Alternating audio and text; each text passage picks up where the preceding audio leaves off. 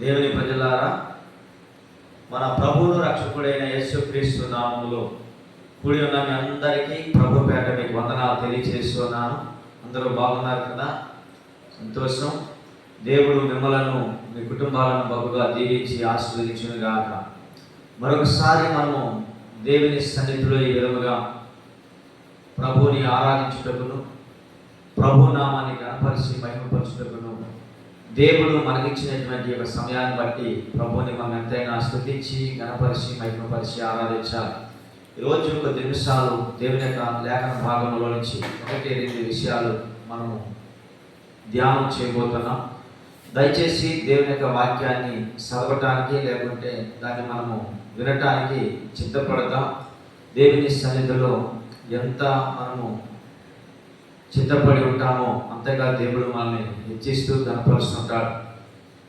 ఈరోజు ప్రియమైన దేవుని ప్రజలారా, మీలో ఎవరికైనటువంటి నిస్వహాంతో అలాగనే మనశ్శాంతి లేని వారికి ప్రభు మనశ్శాంతిని దయచేయగలిగిన వాడని దేవుని చిత్తాన్ని మనం గుర్తించినట్లయితే తప్పనిసరిగా ప్రభు మనల్ని హెచ్చించి బలపరుస్తాడని నేను జ్ఞాపకం చేస్తున్నాను. దేవుని లేఖనాల్లో ఒక చిన్న విషయాన్ని కీర్తనకారుడు రాసినటువంటి 89వ అధ్యాయంలో 20వ వచనాన్ని మనం ఒకసారి పరిశీలన చేద్దాం. దేవుని యొక్క లేఖనాల్లో ఉన్నటువంటి విషయాలు 89వ కీర్తన దయచేసి 20వ వచనాన్ని మనము చదువుకుందాం. ఎన్నోసార్లు మనము చదువుకున్నటువంటి ఒక వాక్య సందేశము లేకపోతే వాక్య భాగం ఎన్నిసార్లు చదివినా అది మళ్ళా తిరిగి కొత్తగా నూతనంగానే ఉంటాయి. ఒక్కొక్కరు ఒక్కొక్క విధమైన రీతిగా దేవుని సేవకులు వారికి ఇచ్చిన జ్ఞానాన్ని బట్టి బోధిస్తూ ఉంటారు. వాక్యము ఒకరు ఒక విధమైనటువంటి ఆలోచన ప్రకారంగా నడిపించబడదు. ఎందుకంటే వాక్యము ఈరోజు చదువుతున్నటువంటి వాక్యము మరలా తిరిగి గత 4-5 దినాలు పోయిన తర్వాత చదివితే అందులో నుంచి మరి కొన్ని నూతనమైన విషయాలు దేవుడు బయలుపరుస్తూ ఉంటాడు. ఎందుకో తెలియదు. అదే వాక్యము మరొక దైవ సేవకులు బోధిస్తే మరొక నూతనమైన విషయాలు, లోతైన భావాలు వారు ఆ వాక్యంలో నుంచి మనకు తెలియజేస్తుంటారు. వాక్యము ఒకటే, బోధించేవారు వేరు అయినప్పటికీ కూడా బోధించేది పరిశుద్ధాత్మ దేవుడు ఒక్కడే. అయినా వారి యొక్క సామర్థ్యము కొలది దేవుడిచ్చినటువంటి ఆత్మ జ్ఞానాన్ని బట్టి, ఆత్మ ఆలోచనను బట్టి ఒక్కొక్కరు ఒక్కొక్క విధమైన రీతిగా ప్రభు వాడుకుంటాడు. అందులో లోతైన విషయాలు ప్రభు మనకి తెలియజేస్తుంటాడు. ఎందుకు అర్థం కాదు అంటే అర్థం కాకపోవచ్చు. ఎందుకంటే మన యొక్క ఆలోచనలు, మన యొక్క ఉద్దేశాలు, మనకు ఉన్నటువంటి మనస్సు మనకు మాత్రమే తెలుసు. అది దేవునికి తెలియాలి. అయితే మన మనస్సుతో బోధిస్తే మనుషులకి అది ఎంత మాత్రమో అది ఆకర్షితంగా ఉండదు. కానీ దేవుడు ఆ మనసుని వచ్చిపరుచుకోవాలి. ఏ మనిషిని అంటే దేవుని వాక్యాన్ని ఎవరైతే బోధిస్తున్నారో, దేవుని వాక్యాన్ని ఎవరైతే ప్రకటిస్తున్నారో, దేవుని వాక్యాన్ని ఎవరైతే వివరిస్తున్నారో ఆ మనిషిని దేవుని యొక్క ఆత్మశాత వచ్చిపరుచుకొని దేవుడు తనని నిలవబెట్టుకొని బలపరిచి మాట్లాడుతుంటే ఖచ్చితంగా ఆ వాక్యములో ఉన్నటువంటి మూల మర్మాలు లేకుంటే వాక్యములో ఉన్నటువంటి మంచి సందేశాన్ని దేవుడు వాళ్ళ ద్వారా మాట్లాడుతూ ఉంటారు. నిజమే, ఈరోజు మాట్లాడినటువంటి వాక్యము మరొకసారి మనము అది ఎప్పుడైనా ఒకవేళ రికార్డ్ చేసినా లేకపోతే వీడియో చేసినా అది చేసినప్పుడు ఇప్పుడు మాట్లాడినటువంటిది మనకి ఇది అర్థం కాకపోవచ్చేమో. కానీ తర్వాత కాలంలో ఎప్పుడైనా దాన్ని మనం తిరిగి మనం ఓపెన్ చేస్తే ఆ వీడియో కానీ లేకపోతే యూట్యూబ్ కానీ లేకపోతే ఆ రికార్డ్ చేసింది కానీ మనం ఒకసారి వినాలనుకుంటున్నప్పుడు అది వింటున్నప్పుడు ఆ రోజు మనం చూస్తున్నప్పుడు జరుగుతున్న విషయం ఏంటంటే, ఈ వాక్యము నేనే చెప్పానా, ఈ వాక్యము నేనే మాట్లాడానా, ఇంత అద్భుతంగా మాట్లాడగలిగిన జ్ఞానము నాకు దేవుడు ఇచ్చాడా, ఇది నేనే మాట్లాడానా, వాస్తవమేనా అనిపిస్తూ ఉంటుంది కొన్ని సందర్భాలు. నిజమే, మాట్లాడేది మనమే, కానీ మనలో నుంచి మాట్లాడేది పరిశుద్ధాత్మ దేవుడని మనం ఖచ్చితంగా విశ్వసించాలి. ఎందుకంటే దేవుని లేఖనాల్లో చాలా విషయాలు మనం చూడగలుగుతూ ఉంటాం. ఎందుకంటే మాట్లాడేది మనమే, కానీ మనలో నుంచి మాట్లాడేది దేవుని యొక్క ఆత్మ అన్నటువంటిది మనం గుర్తించాలి. ప్రభు అయిన యేసుక్రీస్తు కూడా ఒక సందర్భంలో ఒక మాట ఆయన మాట్లాడినట్లుగా మనం చూస్తూ ఉంటాం. ఏంటి మాట్లాడినటువంటి మాట మనం చూస్తామంటే ఆయన కూడా చాలా సందర్భాల్లో చెబుతున్న మాట ఏంటంటే, దేవుని యొక్క వాక్యంలో చూడండి, మీరు విలుస్తున్న మాట నా మాట కాదు, నన్ను పంపిన తండ్రిదే అంటాడు. నిజమే ప్రియులారా, యేసు ప్రభు కూడా శిష్యులతో చెప్తున్న మాట ఏంటంటే, మీరు విలుస్తున్న మాట నా మాట కాదు, నన్ను పంపిన తండ్రిదే. అవును, మీరు వినిస్తున్న మాట అది నా మాట కాదు, మాట్లాడేది నేనైనా అది నన్ను పంపిన తండ్రిదేనని ప్రభు అయిన యేసుక్రీస్తు కూడా ఆ విషయాలను మనకి తేటగా తెలియజేస్తున్నట్లుగా మనం చూస్తున్నాం. కనుక ప్రియమైన దేవుని ప్రజలారా, ఈరోజు మాట్లాడుతున్నటువంటి మాటలు వింటున్నటువంటి మీరు ఈ మాటలు మాట్లాడేది నేనైనప్పటికైనా ఇది పరిశుద్ధాత్మ దేవుడు నాతో మాట్లాడుతున్నాడు. పరిశుద్ధాత్మ దేవుడు నన్ను బలపరచబోతున్నాడు. పరిశుద్ధాత్మ దేవుడు నన్ను అభిషేకించబోతున్నాడు. పరిశుద్ధాత్మ దేవుడు నా స్థితిని గుర్తించి నాతో మాట్లాడగలుగుతున్నాడు. పరిశుద్ధాత్మ దేవుడు నా యొక్క అవసరాలను గుర్తించి నాతో మాట్లాడబోతున్నాడు. పరిశుద్ధాత్మ దేవుడు నా యొక్క వ్యాధన, నాకున్నటువంటి సమస్యని గుర్తించి మాట్లాడబోతున్నాడు అని ఒకవేళ నువ్వు ఆలోచించి గుర్తిస్తే కనుక ఖచ్చితంగా ప్రభు నీతో మాట్లాడుతున్నాడు. ఎందుకంటే మీరు వినిస్తున్న మాట నా మాట కాదు, నన్ను పంపిన తండ్రిని అని ప్రభు యేసుక్రీస్తు కూడా యోహాను సువార్త 14:24 ఆ మాటని మనం స్పష్టంగా చూస్తున్నాం. కనుక మీరు వినిస్తున్న మాట నాది కాదు అని నీవు ఎప్పుడైతే నువ్వు గుర్తిస్తావో, నిజమే ఆ దైవ సేవకుడు మాట్లాడుతున్న మాట అది దైవ సేవకుడు కాదు, మాట్లాడేదే సేవకుడే, కానీ తన నోట అంట వచ్చే మాట మాత్రం అది పరిశుద్ధాత్మ దేవుడు నా స్థితిని గుర్తించి నా పరిస్థితిని గమనించి నా గురించి పరిశుద్ధాత్మ దేవుడు మాట్లాడుతున్నాడు. కేవలము ఈ స్థితిలో ఉన్నానన్నది ఆయనకి ఎలా తెలుసు, నేను ఈ స్థితిలో ఉన్నానన్నటువంటి పరిస్థితి ఆయనకి ఎలా తెలుసు? పరిశుద్ధాత్మ దేవుడు తనకు బోధించకపోతే, పరిశుద్ధాత్మ దేవుడు తనకి తెలియచేయకపోతే, పరిశుద్ధాత్మ దేవుడు తనకి ఆ యొక్క విషయాన్ని గ్రహింప చేయకపోతే నా స్థితి తనకు ఎలా తెలుసును? అయితే ఖచ్చితంగా పరిశుద్ధాత్మ దేవుడు నాతో మాట్లాడుతున్నాడు. నాతో మాట్లాడుతున్నటువంటి దేవుడు ఖచ్చితంగా నన్ను బలపరచడానికి మాట్లాడుతున్నాడని నేను గుర్తిస్తే కనుక, గమనిస్తే కనుక, పశ్చాత్తాప హృదయం నీలో కలిగితే కనుక ఖచ్చితంగా నీ స్థితి ఈరోజు ప్రభు మార్చబోతున్నాడు. ఎందుకు తెలుసా? ఎక్కడో అరణ్యంలో ఉన్నటువంటి దావీదును కనుగొన్నటువంటి ప్రభువే ఈరోజు నిన్ను కూడా కనుగొనడానికి చూస్తున్నాడు. ఎందుకు కనుగొంటాడంటే దేవుడు ఎవరిని అందరినీ కనుగొనడు. లోకంలో ఎంతో మంది ఉంటాం, దాదాపుగా 20 కోట్ల మంది ప్రజల కంటే ఎక్కువ ఉన్నప్పటికీ కూడా ఎందుకు పనికిరాని వారమైన మనలను ప్రభు ఏర్పాటు చేసుకున్నాడు. ఎందుకు పనికిరానిటువంటి మనలను దేవుడు ఎన్నిక చేసుకున్నాడు. యోగ్యత లేదు, మనకి అర్హత లేదు, ఎలాంటి ఆ స్థితి కలిగిన వారు కాదు. తండ్రి అనటానికి అర్హత లేని వారమైన మనలను ప్రభు ఏర్పాటు చేసుకున్నట్లుగా మనం చూస్తున్నాం. కనుక క్రీస్తునందు ప్రియమైన దేవుని ప్రజలారా, ఈరోజు నేను మీతో మాట్లాడబోతున్న విషయం ఏంటంటే, నువ్వు చాలా సందర్భాల్లో అనుకోవచ్చు, నేను దేనికి పనికిరాని వాడిని కదా, దేనికి పనికిరాని వాడిని అని నువ్వు అనుకోవచ్చు. కానీ దేనికి ప్రజలకి పనికి రాకపోవచ్చు, కానీ ఖచ్చితంగా దేవునికి మాత్రమే నీవు పనికొస్తావు. ఎందుకు దేవునికి పనికొస్తావు అంటే, దేవుడికి నీ ద్వారా దేవుని పని జరిగించాలి. ఎందుకంటే దేవుడు నిన్నే ఏర్పాటు ఎందుకు చేసుకుంటున్నాడు? లోకంలో ఎంతో మంది జ్ఞానులైన వారు, జ్ఞాపకం కలిగిన వారు ఉన్నారు, ఎంతో మంది ఐశ్వర్యవంతులు ఉన్నారు, ఎంతో మంది ధనవంతులు ఉన్నారు, ఎంతో మంది త్యాగసంగంగా జ్ఞానం కలిగి మాట్లాడగలిగిన వారు ఉన్నప్పటికీ కూడా దేవుడు అల్పులమైన మనల్ని ఎందుకు ఆయన ఏర్పాటు చేసుకుంటున్నాడు? ఎందుకో మనల్ని ఆయన ఎందుకు చేసుకుంటున్నాడు? ఎందుకు ఆయన మనల్ని కనుగొంటున్నాడంటే, మనలో ఏదో ఉందే అనే దాని గురించి కాదు.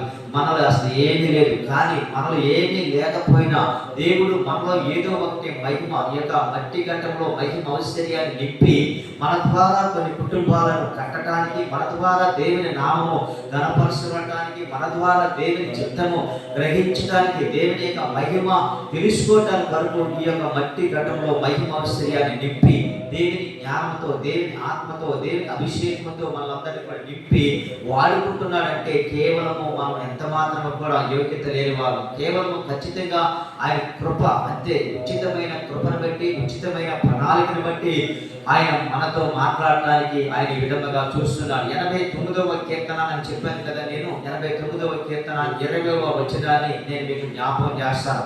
చాలా సార్లు ఈ వాక్యాన్ని మనం చదువుకున్నాం. నిజంగా దేవుని ప్రియమైన ప్రజలారా, ఈరోజు ఈ విషయాన్ని మీకు జ్ఞాపకం చేస్తున్నాను. ఈ కీర్తన రాసినది ఎవరు అంటే, దావీదు రాసినటువంటి కీర్తన కాదు.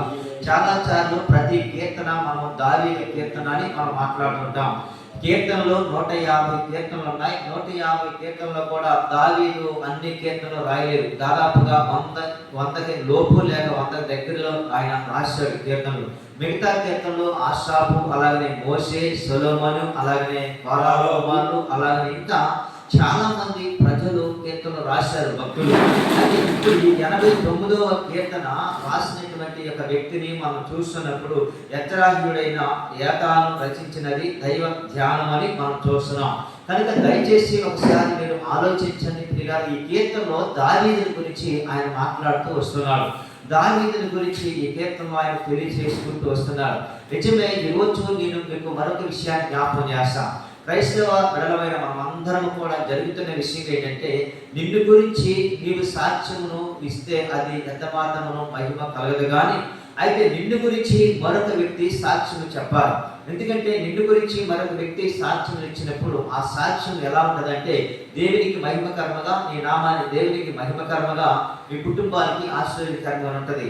నన్ను గురించి నేను సాక్ష్యం ఇస్తే ఆ సాక్ష్యం ఎంత మాత్రము కూడా దేవునికి మహిమకరంగా ఉండదు. కానీ నన్ను గురించి మరొకరు సాక్ష్యం ఇవ్వాలి, మిమ్మల్ని గురించి మరొకరు సాక్ష్యం ఇవ్వాలి.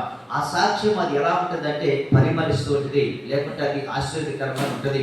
ఇద్దరు ముగ్గురు సాక్షుల మీదుగా అది స్థిరపరచబడుతున్నది అని కూడా మనం లేఖనాల్లో మనం చూస్తున్నాం. దావీదుని గురించి అనేకమైనటువంటి వారు సాక్ష్యం ఇచ్చినట్లుగా, అనేకమైన వారు భక్తులే కాకుండా సాక్షాత్తు మనం ఆరాధిస్తున్నటువంటి ప్రభు అయిన దేవుడు కూడా దావీదుని గురించి సాక్ష్యం ఇచ్చినట్లుగా మనం చూస్తాం. ఈరోజు ప్రియమైన దేవుని ప్రజలారా, దావీదుని గురించిన ఇచ్చినటువంటి ఆ సాక్ష్యాలు మనం చూస్తుంటే బైబిల్ గ్రంథంలో చాలా చోట్ల మనం చూస్తుంటాం. అని ఎందుకంటే దయచేసి ఖచ్చితంగా మన గురించి సాక్ష్యము ఎవరు ఇవ్వాలని మనం ఆలోచిస్తున్నప్పుడు దేవుడు ఇవ్వాలి, లేకుంటే మనతోటి మన పక్కన ఉన్నటువంటి వారు ఇవ్వాలి. కొంతమంది ఇచ్చే సాక్ష్యం ఏంటంటే వాడ అంటారు, అంటే హీనంగా తీసి పారేస్తారు, ఏసంగా మాట్లాడుతుంటారు. అంటే తక్కువ చేసి చిన్నచూపు చూసి మాట్లాడే వారు కూడా లేకపోలేదు. అయితే ఎందుకంటే వారు మీ దగ్గర ఉన్నప్పుడేమో వాడు చాలా మంచివాడండి అని మాట్లాడతారు, అవతలికి వెళ్ళిన తర్వాత వాడండి వాడంత దుర్మార్గులు లేడండి అని మరి మన తిరిగి వాళ్ళే ఏ నాలుగుతో అయితే మన గురించి సాక్ష్యం ఇస్తున్నారో అదే నాలుగుతో అవతలికి వెళ్ళగానే వాడు వీడనేటువంటి భాష మాట్లాడుతుంటారు. అంటే దుర్భాష, లేకుంటే తక్కువ చేసి చిన్నచూపు చేసి చూసి మాట్లాడేటువంటి ప్రజలు చాలా మంది లేకపోలేదు, ఉన్నారు కూడా. అయితే అలాగనే మాట్లాడడం అనేటువంటిది మంచి పద్ధతి కాదు. కానీ అయితే ఒకప్పుడు క్రీస్తుని ఎరగక మునుపు ప్రతి ఒక్కరము కూడా ఆడు వీడు అనేటువంటి బ్రతుకులోనే బ్రతికి ఉన్నాం, అలాంటి ప్రవర్తనే కలిగి ఉన్నాం. కానీ ప్రభు అయిన యేసుక్రీస్తు దగ్గరికి వచ్చాక ప్రభు అయిన యేసుక్రీస్తుని హృదయపూర్వకంగా అంగీకరించి సొంత రక్షకుడిగా మనం విశ్వసించినప్పుడు ఆ రోజు నుంచి మనలో జీవితము వేరే రీతిగా ప్రవర్తించబడుతూ ఉంటాం.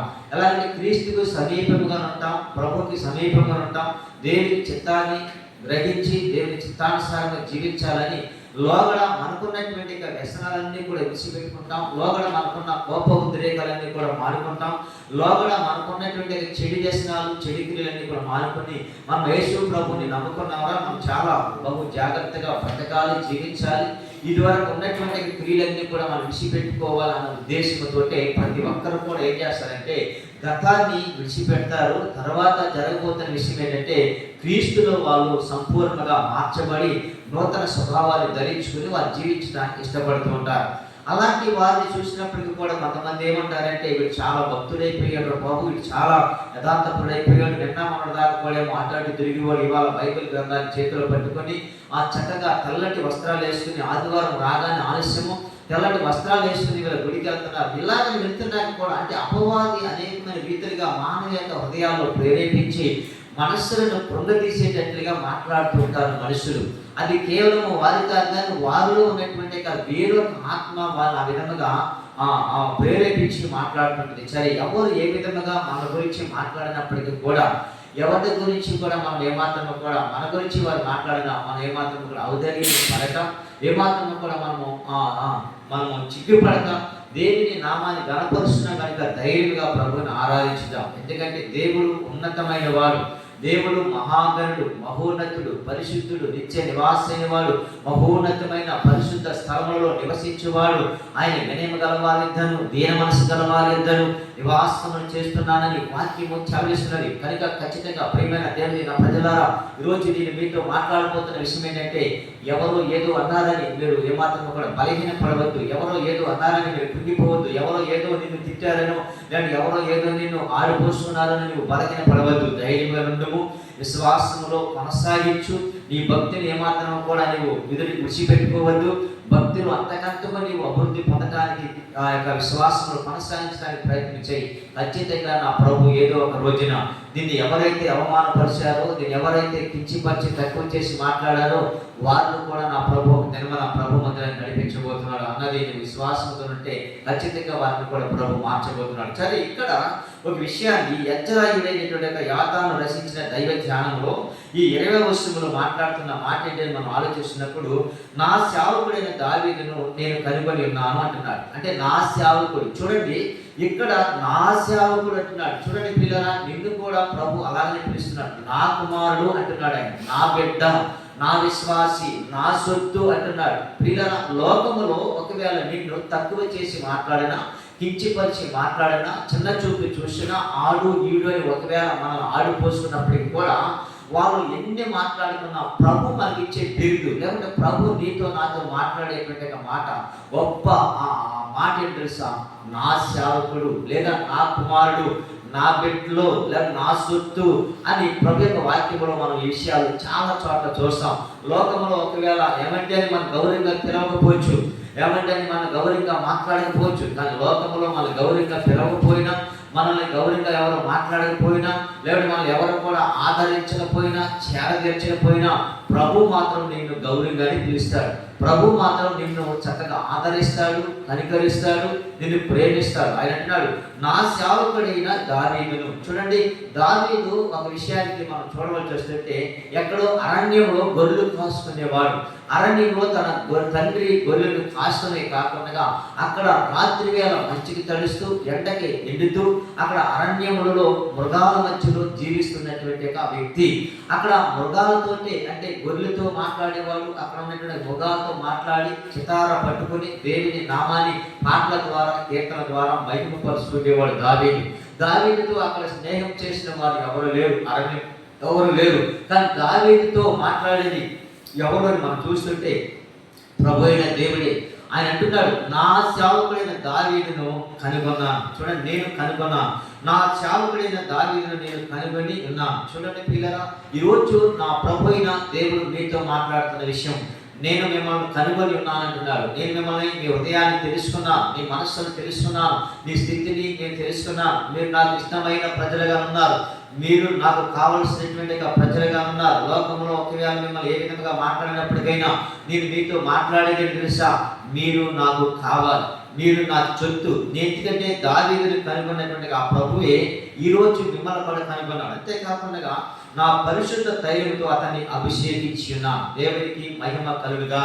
వీళ్ళరా, మంచి విషయం ఇక్కడ మనం చూస్తున్నాం. ఎందుకంటే నా సేవకుని కనుగొనటమే కాకుండా నా పరిశుద్ధ తైలం, చూడండి, పరిశుద్ధమైనటువంటి తైలం అంటే ప్రభు అయిన దేవుడికి ఎంత పరిశుద్ధత కలిగి ఉన్నాడో అదే పరిశుద్ధత కూడా దేవుడు ప్రజలకు ఇస్తున్నాడు. దేవుని లేఖనాల్లో నీతిమంతుడు లేడు, ఒక్కడను లేడు, అందరూ పాపములు చేసి దేవుడు అనుగ్రహించి మహిమను పొందలేకపోతున్నారని వాక్యము రాయబడినప్పటికీ కూడా అదే వాక్యములో అక్కడే మరొక చోట రాయబడిన విషయం తెలుసా?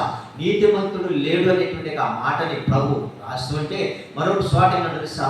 నీతిమంతుడిగా కూడా ఆయన రక్తము చేత కడిగి తీర్చాడట, మనల్ని పవిత్రులుగా చేశాడట. మనము పాపము లేదని చెప్పుకునే ఎడల, మనమే మోసపుచ్చుకునే వారమైతాం.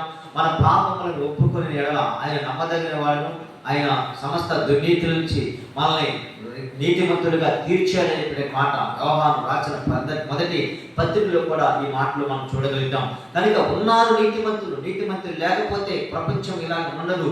అయితే నీతిమంతులు లేకపోతే ప్రపంచంలో ఇలాగ దేవుని స్వార్థ వినబడదు. అయితే అంటున్నాడు, నా పరిశుద్ధ తైలముతో అతన్ని అభిషేకించి ఉన్నాను అంటున్నాడు. ప్రియమైన దేవుని ప్రజలారా, ఈరోజు ప్రభు మనతో మాట్లాడుతున్న ఈ చిన్న వాగ్దానాన్ని మనం తీసుకుని ఇక్కడి నుంచి బయటకు వెళదాం. ఈరోజు ప్రభు మనతో మాట్లాడుతున్న విషయం తెలుసా? నా సేవకుడైన దావీదుని కనుగొని ఉన్నాను నేను అంటున్నాడు. నా సేవకుడైన దావీదును నేను కనుగొని ఉన్నాను, నా పరిశుద్ధ తైలముతో అతన్ని అభిషేకించి ఉన్నాను. ఈరోజు ప్రభు మనతో మాట్లాడుతున్న విషయం, నీ మీద అభిషేకం ఉంది. దేవుడు నిన్ను అభిషేకించాడు, దేవుడు నిన్ను ఆ ఆత్మశాత నింపాడు, దేవుని కృపచేత నిన్ను బలపరిచాడు. చాలా మంది అనుకోవచ్చు, నేను పాటలు పాడగలుగుతానా, లేకుంటే ప్రపంచంలో ప్రార్థన చేయగలుగుతానా? అందరూ పాటలు పాడుతున్నారు, ప్రార్థన ప్రార్థన చేస్తున్నారు, అందరూ సువార్త కూడా ప్రకటిస్తున్నారు, వెలుగెత్తి దేవుని నామాన్ని కనపరుస్తున్నారు. నా వల్ల అవుతుందా, నాకు సాధ్యమేనా ఇది అని చాలా మంది ఏం చేస్తారంటే వారు బలహీన పడతారు. బలహీన పడి ఎప్పుడైనా ఒకవేళ వారు పాట పాడటానికో ప్రార్థన చేయడానికో వారు ఏకీభవించి పాట పాడడానికి చూస్తూ ఉంటే కొంతమంది ప్రజలు ఏం చేస్తారంటే ఇది నువ్వు పాడే పాట మంచిది కాదు, నా ఛాయి కుదరలేదు, అంతేకాదు రాగం కుదరలేదు, నువ్వు పాడకు అని చాలా మంది ఏం చేస్తారంటే ఆ పాడే వ్యక్తికి ఎంకరేజ్ చేయకుండా, ప్రోత్సహించకుండా, బలపరచకుండా అతన్ని కించిపరుస్తుంటారు. ఆ రోజు నుంచి ఆ వ్యక్తి ఏం చేస్తారంటే దైవ సేవకుడు నన్ను ఇలాగ తిట్టాడు, లేకపోతే నన్ను ఇలాగ అన్నాడని వాళ్ళు మానేస్తారు. అయితే ప్రియులారా, నేను చెప్తున్న విషయం ఏంటంటే దేవుని సేవకుడు చెప్పడం అది మంచి పనే, కానీ అయితే కొంచెం వాళ్ళు ఎంకరేజ్ చేసేటట్లుగా అయ్యా బాగానే పాడారు కానీ కొంచెం ఇది ఇదిగో ఈ చరణం ఇలాగ, ఈ పదం ఇలా, ఇక్కడ రాగం, ఇక్కడ తాళం ఇలా ఉండాలని కొంచెం వాళ్ళని ఎంకరేజ్ చేసేటట్లుగా సరే బాగా నేర్చుకో పాటలు. ఇంటి దగ్గర అవసరమైతే యూట్యూబ్లో కానీ లేకుంటే టీవీలో కానీ లేకుంటే నీ యొక్క సెల్ ఫోన్లో కానీ ఉంటున్నాయి కదా పాటలు, అవి ఎట్టుకో, అవి ఇంట ఉండు, వాటిని వాళ్ళు ఎలా పాడుతున్నారో విను, చూడు, అలాగే నేర్చుకొని పాడు అని మనం ఎప్పుడైతే వాళ్ళకి ఎంకరేజ్ చేస్తామో ఖచ్చితంగా వాళ్ళు ఏం చేస్తారంటే పాటలు పాడటానికి ధైర్యంగా నిలబడతారు. అప్పుడు దేవుని యొక్క అభిషేకం వారి మీదకి బలముగా దిగి వస్తున్నది. నువ్వు ఎంతకాలం చూసినా పాటలు పాడటం రాదు, ప్రార్థన చేయడం రాదు, నీవు ఎత్తుకొని మనం సిరాకుగా మాట్లాడితే వాళ్ళు ఎప్పుడు కూడా దేవుని సన్నిధిలోకి వచ్చి పాటలు పాడటమే కాదు, ప్రార్థన చేయడమే కాదు, దేవుని సన్నిధికి దూరం అయిపోతారు. అంటే ఒక ఆత్మ నీ మూలంగా ఏం చేస్తున్నావు నరకాన్ని పంపిస్తున్నావు. అతనికి ఉన్న ఆసక్తిని నువ్వు గుర్తించాలి, అతనికి ఉన్నటువంటి ప్రేరేపణ, అతనికి ఉన్నటువంటి అభిషేకము నువ్వు గుర్తించాలి మనం. ఎందుకంటే మనకు కనుక్కున్న 9 కుమారులు ఉంటున్నారు అనుకున్న 9 కుమారులో ఎవరికి ఏ అభిరుచి ఉన్నదో తల్లికి తండ్రికి ఖచ్చితంగా తెలిసింది. అలాగనే సంఘంలో చాలా మంది ఉంటారు. ఆ చాలా మంది ఉన్నటువంటి వారిలో వారికి ఆలోచనలు ఆటోమేటిక్గా దేవుని సేవకులకి అర్థమవుతుంటాయి. అర్థమవుతున్నప్పుడు ఇతను పాడగలడు, ఇతను ప్రార్థన చేయగలడు, లేకపోతే ఇతను తబలా వాయించగలడు, ఇతను కీబోర్డ్ వాయించగలడు, ఫ్లాట్ వాయించగలడు, ఇతను పరిచయం చేయగలడు, ఇతడు ఈ పనిలో మంచి నైపుణ్యత కలిగిన వాడు అన్నటువంటి ఆలోచనలు కలిగినప్పుడు ఆ మనిషిని మనం ఎప్పుడైతే ఎంకరేజ్ చేస్తామో ఆ వ్యక్తి దేవుని నామానికి మహిమపరచడానికి అవకాశం ఉంటుంది. అంతేకాకుండా ఆ సంఘానికి ఒక గొప్ప స్తంభముగా కూడా వాళ్ళు నిలబడటానికి దేవుడు కృపను చూపెట్టారు. సరే, ఇక్కడ నా పరిశుద్ధ తైలం అంటున్నాడు. నా పరిశుద్ధ తైలంతో అతన్ని అభిషేకించిన అంటే దేవుడు ప్రతి ఒక్కరిని కూడా అభిషేకిస్తాడంటే ఖచ్చితంగా అభిషేకిస్తాడు. దేవుని కొరకు ఎవరైతే ఆశ కలిగి ఎదురు చూస్తుంటారో వాళ్ళని ప్రభు అభిషేకిస్తాడు. యోహాను రాసినటువంటి మొదటి పత్రికలోని ఈ మాటలు కూడా మనం చూస్తూ ఉంటాం. కనుక ఈ రోజు నేను మీతో మాట్లాడుతున్న విషయము దావీదు గురించి మాట్లాడుతున్నాడు. నా చెయ్యి ఎడతెగక అతనికి తోడై ఉంటుంది. ఈరోజు ప్రియమైన దేవుని ప్రజలారా, ఇది ఒక గొప్ప వాగ్దానం. దేవుని చెయ్య నీకు ఎడతెగక తోడై ఉండుగాక, దేవుని అధికమైన కృపచేత మీరందరూ బలపరచబడుగాక. నా చెయ్యి ఎడతెగక అతనికి తోడై ఉండును, నా బాహుబలము అతన్ని బలపరుస్తున్నది. దేవునికి మహిమ కలుగాక. బలపరచాలి, ఎందుకంటే దేవుని బాహుబలము అతన్ని బలపరుస్తున్నది అన్న విషయము మనం గుర్తించాలి. నేను బలపరుస్తున్నది దేవుని యొక్క బాహుబలము, దేవుని యొక్క అభిషేకము మిమ్మల్ని బలపరుస్తున్నప్పుడు నేను ఎంతటి వాడను, నేను ఏ పాటి వాడను, మిమ్మల్ని దేవుడు బలపరుస్తుంటే, దేవుడే మిమ్మల్ని అభిషేకిస్తుంటే, దేవుడే మిమ్మల్ని నిలబెడుతుంటే, దేవుడే మిమ్మల్ని బలపరుస్తుంటే అది కాదు అని అడ్డగించడానికి నేను ఎంతటి వాడను, అది నాకు తగదు అని నేను మీకు జ్ఞాపకం చేస్తున్నాను. దేవుడు మిమ్మల్ని బలపరుస్తున్నాడు. మిమ్మల్ని ఆయన చెయ్యంట అక్కడ నా చెయ్యి ఎడతెగక అతనికి తోడై ఉంటుంది అని మనం చూస్తున్నాం. నా సేవకుడైన దావీదును నేను కనుగొని ఉన్నాను. దేవుని ప్రజల మనము సమూయేలు గ్రంథంలో కూడా ఈ మాట 13వ అధ్యాయంలో 14వ వచనంలో కూడా ఇదే మాట మీరు చూడగలుగుతారు. 13వ అధ్యాయం 14వ వచనంలో కూడా ఒక విషయాన్ని జ్ఞాపకం చేసుకుని ఈరోజు వాక్య ధ్యానాన్ని మనం ముగించుకున్నాం. చూడండి, నేను చదువుతున్నాను. యెహోవా తన చిత్తానుసారమైన మనస్సు గల ఒకరిని కనుగొని ఉన్నాడంట. అంటే దావీదులో ఉన్నటువంటి కొన్ని గుణగణాలు కూడా దేవుడు తెలియజేస్తున్నాడు. దావీదులో ఉన్నటువంటి మంచితనాన్ని, దావీదులో ఉన్నటువంటి గుణగణాలన్నీ కూడా దేవుడు తెలియజేస్తున్నాడు. ఏమైనా తెలియజేస్తున్నాడంటే యెహోవా తన చిత్తానుసారమైన మనస్సు గలవాడంట. ఎలాంటి వాడండి? చిత్తానుసారమైన మనస్సు కలిగిన వాడంటే దాన్ని చిత్తానుసారమైన మనస్సు కలిగిన వాడు అనేటువంటి మాటని మనం తిరిగి అపోజిట్ కార్యము 13వ అధ్యాయంలో ఈ మాటని నీటిగా తేటగా మనకందరికి అర్థమయ్యేటట్లుగా ఆ మాటలు మనకు రాసినట్లుగా మనం చూస్తున్నాం. వీరు ఇక్కడ రాస్తున్న మాట తన చిత్తానుసారమైన మనస్సు గల ఒకరిని కనుగొని ఉన్నాను అంటున్నాడు. ఎవరిని కనుగొన్నాడు? ఒకరిని. ఎవరు కాదు? ఆయన చిత్తానుసారమైన మనస్సు గలవాడు. ఇప్పుడు మనం చదువుకున్నటువంటి కీర్తన ఉన్నాడే, నా సేవకుడైన దావీదు.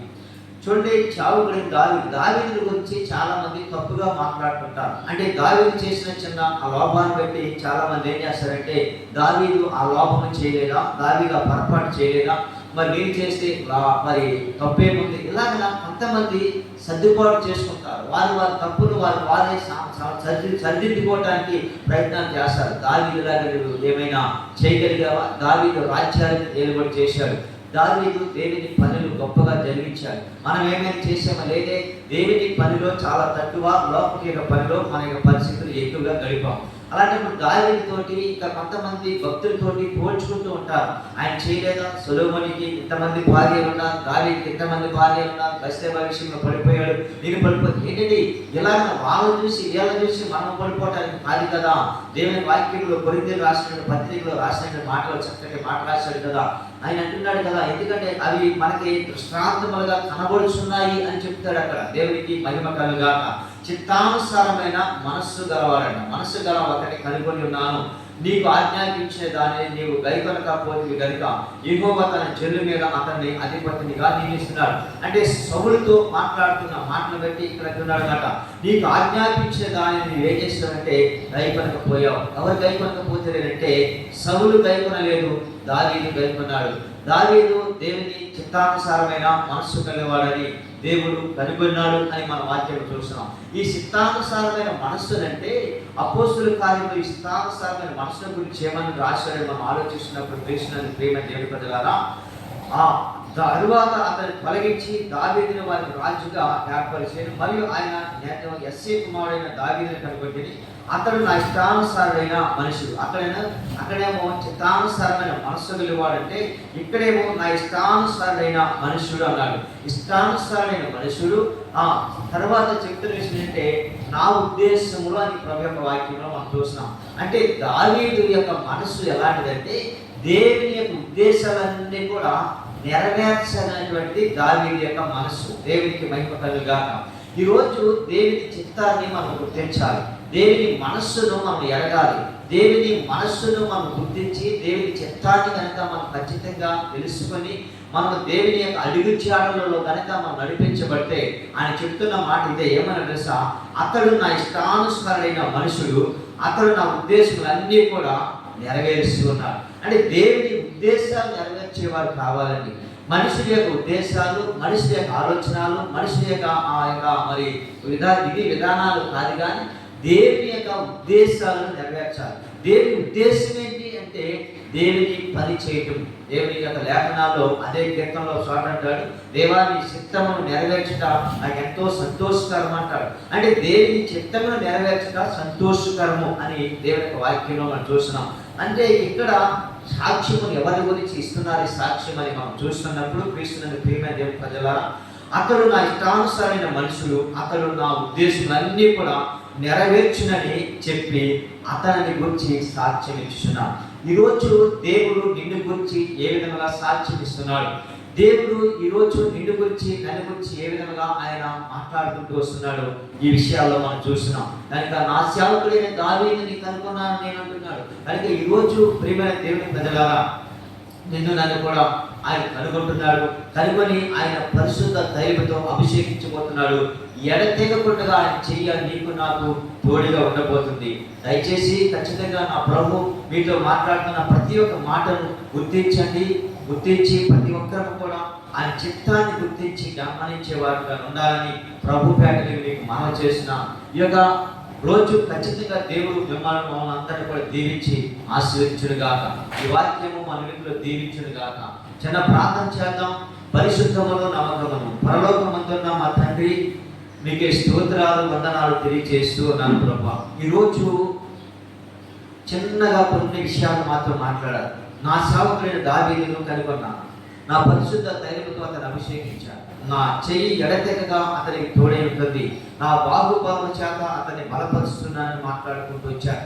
ఈరోజు మీ ప్రజలను బలపరచండి, మీ చెయ్యి ఎడతెగగా మాకు తోడుగా నుంచండి ప్రభా. నీ చిత్తమును గుర్తించేవారుగా, నాయనా నీ ఉద్దేశములన్నీ కూడా మేము నెరవేర్చేవారుగా, అయా దావీదుని గురించి ఎలా సాక్ష్యం ఇస్తున్నారు, మమ్మల్ని గురించి మరొకరు మీరు సాక్ష్యం ఇచ్చండి, మా సాక్ష్యమును ఆయన పరిమళించుటటువంటి కృపను దయచేయమని సంఘాన్ని దీవించండి, సంఘానికి వస్తున్న ప్రజల కుటుంబాలను దీవించండి.